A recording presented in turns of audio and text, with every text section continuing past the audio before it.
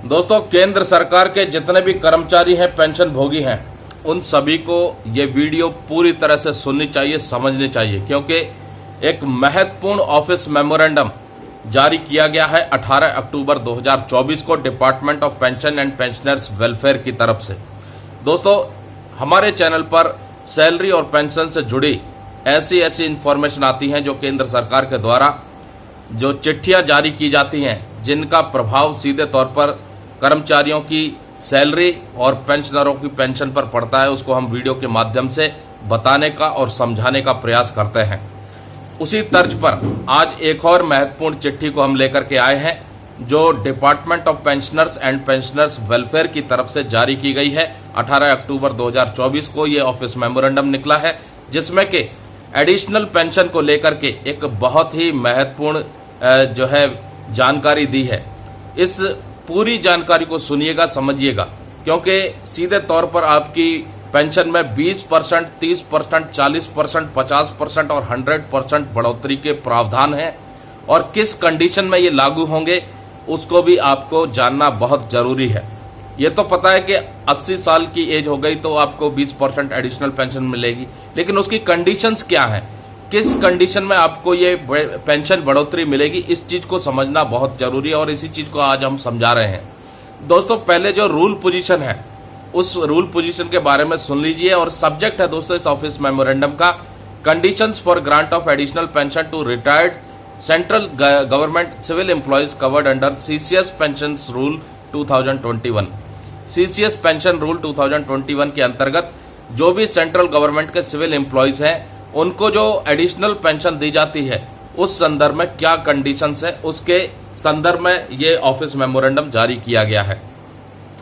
अब समझिए, सब rule 6 of rule 44 of CCS pension rule 2021, जो पहले रूल 49 ब्रैकेट में 2A of CCS pension rule 1972 हुआ करता था, उस संदर्भ में after completion of 80 years of age और above by a retired government servant, 80 साल या उसके ऊपर रिटायर्ड गवर्नमेंट सर्वेंट जो है उसकी उम्र हो जाती है, तो उसको जो पेंशन मिलती है और जो कंपाशनेट अलाउंस मिलता है, उसमें एडिशनल पेंशन या एडिशनल कंपाशनेट अलाउंस भी पेएबल होगा 80 साल के ऊपर।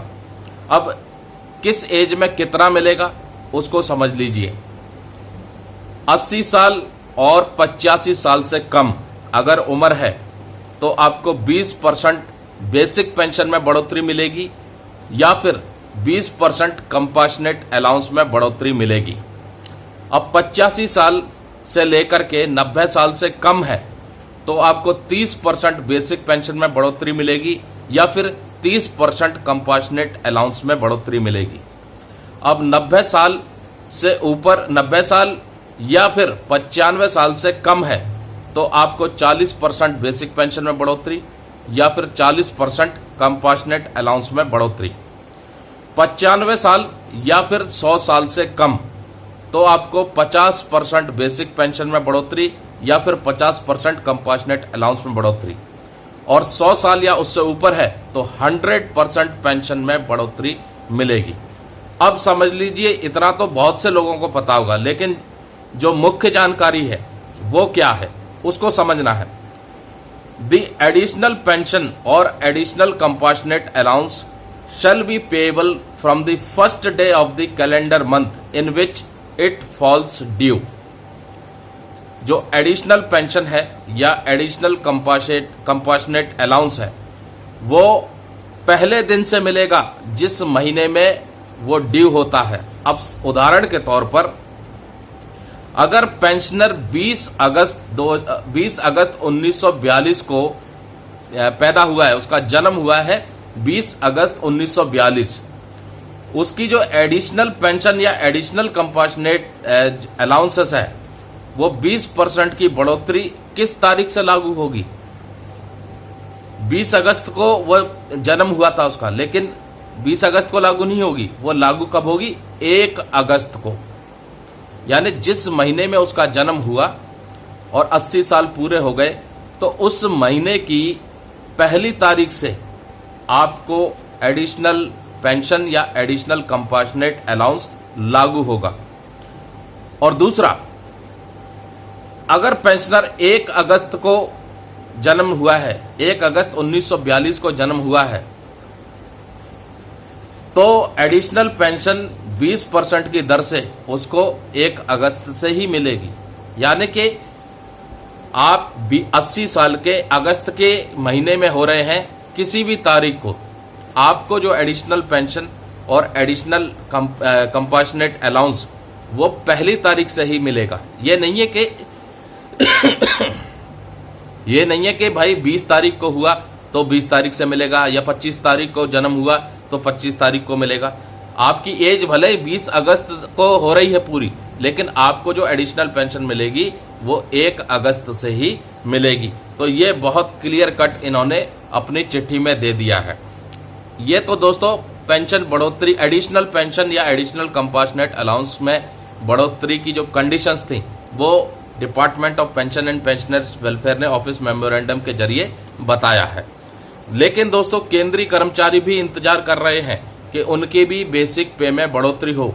अब चूंकि महंगाई भत्ता 50% के ऊपर हो गया है और 7th पे कमीशन में रिकमेंडेशन भी थी कि 10 साल का लंबा इंतजार करने की जरूरत नहीं है।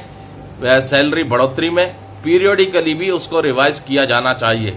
अब सरकार देखते हैं, उस वक्त तो इस सिफारिश को सरकार ने स्वीकार नहीं किया था, तो क्या आगे चल के अगले पे कमीशन से पहले क्या कोई संभावना है कि 50% बेसिक पे में मर्ज कर दिया जाए डियरनेस अलाउंस और डियरनेस रिलीफ, उसके बाद जो बचा कुचा डीए होगा उसको कंटिन्यू रखा जाए? तो क्या कुछ ऐसा होने वाला है? और अगर ऐसा होता है तो क्या 8वां वेतन आयोग बैठेगा? दोस्तों एक ही चीज हो सकती है, या तो 8वें वेतन आयोग बैठे जिसके जरिए बेसिक पे में और डीए का मर्जर हो, या फिर सरकार कोई और फॉर्मूला फाइनलाइज कर ले। लेकिन दोनों अलग अलग नहीं हो सकते, क्योंकि अगर बेसिक पे में 50% डीए मर्ज करने के बाद 8वां वेतन आयोग के तहत दोबारा से बेसिक पेंशन रिवाइज होगी तो सरकार के ऊपर भारी वित्तीय बोझ आ जाएगा, बहुत बड़ा फाइनेंशियल बर्डन आ जाएगा, जिसकी संभावना बिल्कुल ना के बराबर है। और किसी भी सूरत में सरकार इतना भारी वित्तीय बोझ नहीं ले पाएगी, क्योंकि जिनकी बेसिक पे कम है उनका तो भार ज्यादा नहीं आएगा, लेकिन जिसकी बेसिक पे ज्यादा है उनका तो बहुत ज्यादा बेसिक पे बैठ जाएगा। और कहीं ना कहीं ये तस्वीर साफ हो रही है कि सरकार आगे जब भी बेसिक पे में बढ़ोतरी करे, कोई भी फॉर्मूला इख्तियार करे, सिर्फ एक ही बार बेसिक पे में बढ़ोतरी होगी, चाहे वो मर्जर के माध्यम से हो, चाहे वो पे कमीशन के माध्यम से हो, चाहे वो किसी और फॉर्मूले के माध्यम से हो। बार बार बेसिक पे का रिवीजन सरकार करे, इसकी संभावना बहुत कम है। तो दोस्तों अभी हाल ही में केंद्र सरकार ने 3% डीए बढ़ोतरी के साथ केंद्रीय कर्मचारियों का डीए 53% कर दिया है, जो 1 जुलाई 2024 से प्रभावी है। अब कुछ ही दिन के भीतर उम्मीद की जा रही है कि दीपावली से पहले केंद्रीय कर्मचारियों को और पेंशन भोगियों को बढ़े हुए महंगाई भत्ते और महंगाई राहत का जो पैसा है 1 जुलाई 2024 से उसका भुगतान हो जाएगा, उनके बैंक अकाउंट में वो पैसा पहुंच जाएगा। दीपावली से पहले कई बड़े ऐलान केंद्र सरकार ने कर दिए। पहला जो शुरुआत की थी वो पीएलबी यानी प्रोडक्टिविटी लिंक्ड बोनस के साथ की थी, उसके बाद उद्योग बोनस का निकला, उसके बाद दोस्तों अंतरिम राहत के तौर पर पेंशनरों के लिए नोशनल इंक्रीमेंट का जो है ऑफिस मेमोरेंडम जारी किया गया। उसके बाद अब ये एडिशनल पेंशन के ऊपर बिल्कुल साफ तौर पर क्लैरिफिकेशन दे दी गई, कितनी एज होने के बाद आपको एडिशनल पेंशन या एडिशनल कंपैशनेट अलाउंस मिलेगा और किस कंडीशन में मिलेगा, कौन से रूल के अंतर्गत मिलेगा, सारी तस्वीर साफ कर दी गई है। तो दोस्तों उम्मीद करते हैं आज की जानकारी आपको अच्छी लगी होगी। इस वीडियो को तमाम पेंशनरों के पास भेजें, कर्मचारियों के पास भी भेजें, क्योंकि भविष्य में वो भी रिटायर होंगे, वो भी 80 साल को क्रॉस करेंगे, वो भी उम्मीद करेंगे कि एडिशनल पेंशन उनको भी मिले। नमस्कार, जय हिंद, जय भारत दोस्तों।